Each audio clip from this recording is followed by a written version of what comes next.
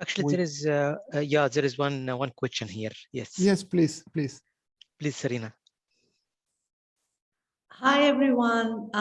Thank you so much for this beautiful topic because it's like one of my favorites. And I also kind of like listening to a lot of like lectures that are available on YouTube and learning about the topic, and do want to break into the industry at some point, maybe later.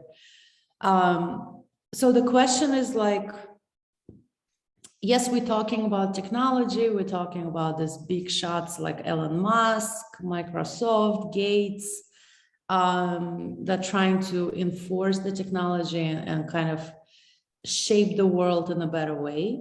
But recently I was listening to one of the lectures from one of the Russian professors in Russian university, and he is kind of like, I think he specializes on elites that rule the world and kind of explains how the world is operating. And then there's like very wealthy and powerful families, the clans that kind of like regulate the world.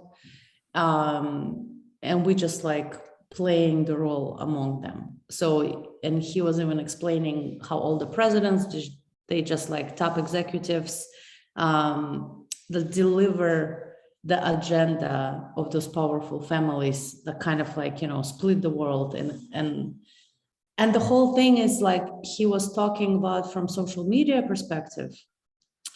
And we haven't spoken about social media at all as of right now. But he said, yes, we can control the world, and social media is kind of designed for that as well. However, how many people we can control? If we have like population of 8 billion people as of right now, and let's say 2 billion people have access to internet, to stable internet connection and to the gadget, right? So they're able to be in that cloud and get that junk information through social media or whatever the perception of the world they receive.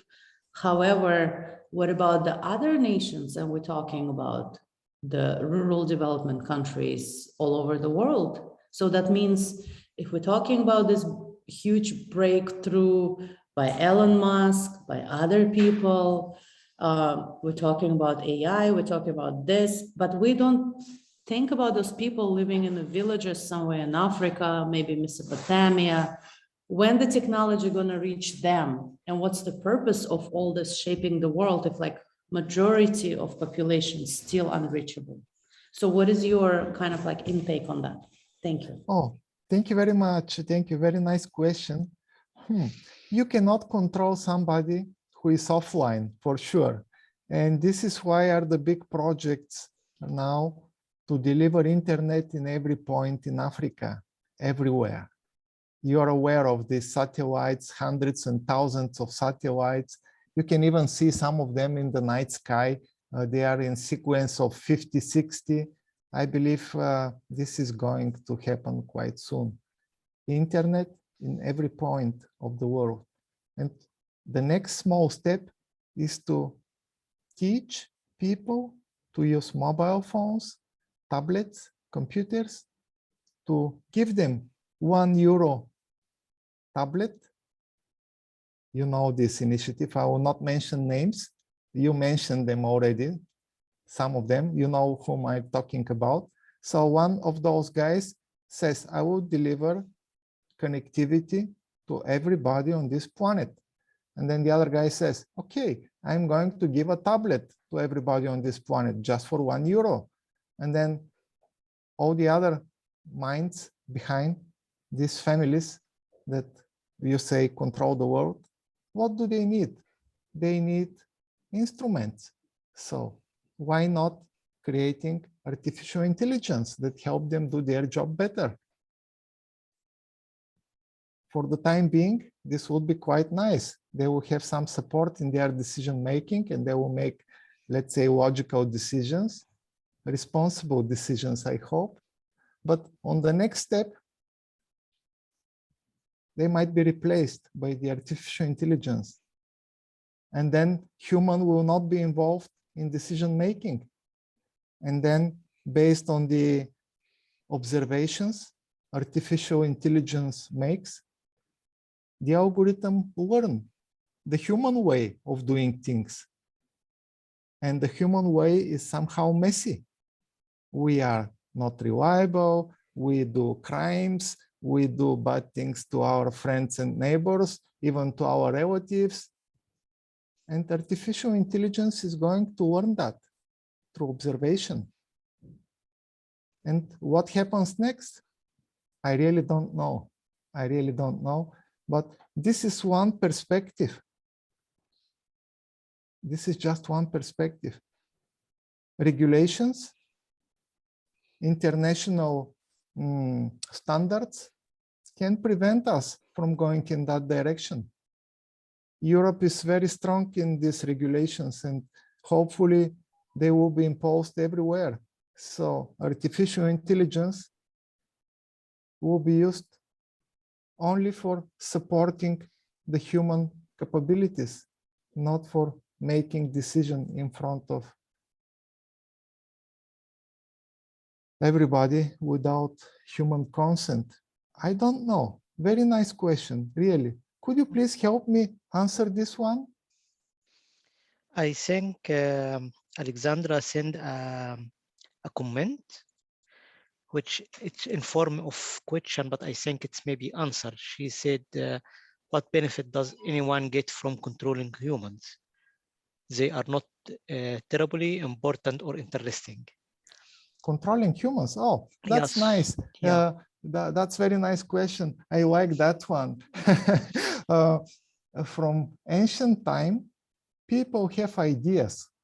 In order to implement ideas, they need workforce. They need somebody to work. You can have slaves, you can have machines, you can have both. More work power you have, more things you can achieve. So why not to control the world and achieve things? I mean, if you have plan, you need instruments. If you do not have a plan, you become part of the plan of others. So Alexandra follow up, and she said that but our slaves are robots and computers. So I do not agree. I do not agree. We are slaves of the robots and computers. We are the slaves now of our phones, of our computers, because they define our agenda. Yeah, that's correct. Imagine what happens if you forget the phone one morning. That's catastrophe. This changes your mind and the way you make things. I mean, it's a good day, the day that you leave your phone at home. It's a very good day. No, but seriously, I think that that human beings are terribly overrated in the whole system that we live in right now, because you know, we're discussing things like a base pay for everyone, because we don't have the need for people to work anymore, because so many things can be done by robots. We're talking about all these things that basically show us that the human being is a bit outdated on the planet. So I think what we're watching is a movement towards taking the human element out of decision making and out of processes, which probably would, you know, be better for everyone anyway, because as you said in the beginning, the human being is making terrible messes of things. But I disagree, because I also like, if we're thinking about the concept of artificial intelligence, right? The way it's designed as our brain. And our brain as of right now, that's what like actually troubles me a lot with Elon Musk implementing certain chip in our brain. We still kind of like not really knowing who we are, what's the capacity of our brains, what's the capacity of consciousness and unconsciousness, because they say the complexity of our brain is equals to the complexity of the universe. So how can we just be simply replaced by the algorithms? And I mean, like we can, obviously, but the beauty of the brain is so deep. And I don't think any machine can be able to replace the emotions, the heart, the soul. Why we say like humans have souls. So even though like we're kind of worthless, but we do certain things very well. Yes, and I'm also, you know, I live in a country right now where people go through a pandemic and following orders of politicians that are so insane that I actually started doubting the concept of human intelligence to start with. So I'm just really at a point where I think humans are the stupidest thing that is populating the planet, and I'm at a point where I think, yeah, if we may not ever understand the complexity of the human brain because we may be focusing on, you know, things like artificial intelligence. But I'm not so worried about artificial intelligence. I'm more worried about the reduction in human intelligence that's all around us. You know, I don't know if our brains are so powerful, what does it take to actually unlock this power? Because it's obviously not being unlocked at this moment. You know, people are just like little sheep following an Instagram account saying, yes, everything is great, you know. So what does it take to unlock this wonderful power of the human brain? Oh my God. And can artificial intelligence actually help us become more intelligent as we grow and develop?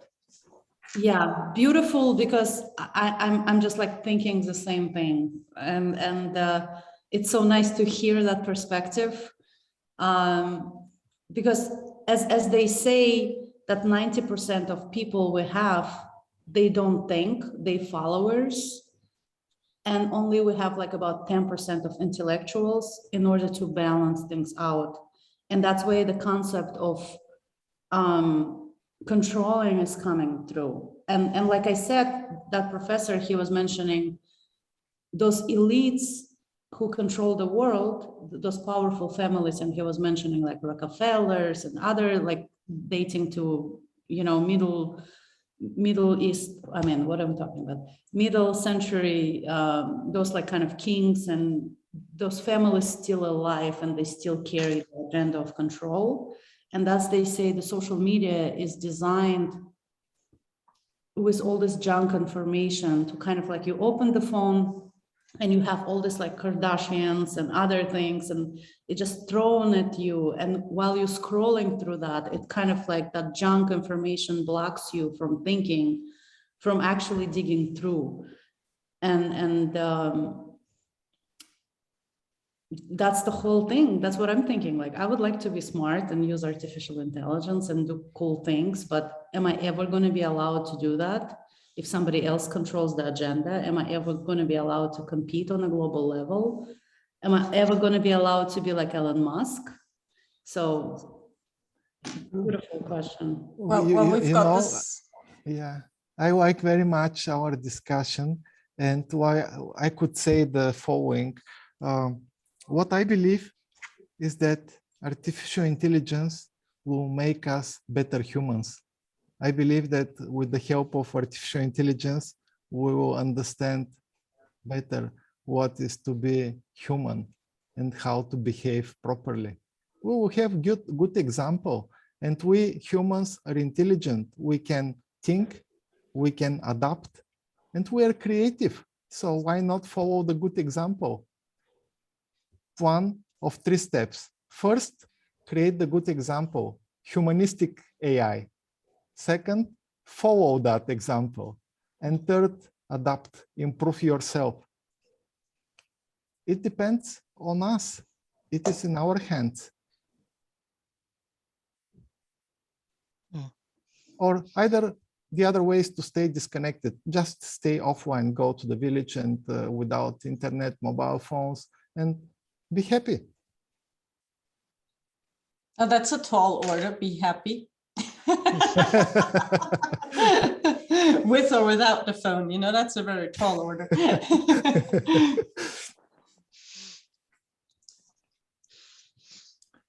Okay, yep. Thank you. Thank you very much. May I continue with my second part, which is a little bit more technical. The first one was just to adapt to my accent.